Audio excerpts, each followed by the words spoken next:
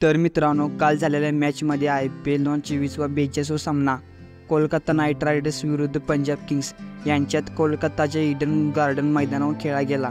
या चुरशीच्या लढतीत पंजाबने कोलकाताचा 8 विकेट राखून पराभव केला आहे। तत्पूर्वी पंजाब किंग्सने टॉस जिंकून गोलंदाजी करण्याचा निर्णय घेतला। प्रथम फलंदाजी करताना KKRने पंजाबसमोर 262 धावांचे मोठे लक्ष्य ठेवले होते। KKRकडून सुनील नारायणने 71 तर सॉलिड सर्वाधिक 75 धावा केल्या आहेत। दुसरीकडे पंजाबकडून अर्शदीपने 2 विकेट घेतले आहे। लक्ष्याचा पाठलाग करताना पंजाब किंग्सने संघाने अवघ्या 18 ओव्हरमध्ये 4 षटकात 2 गडी गमावून लक्ष्य गाठले।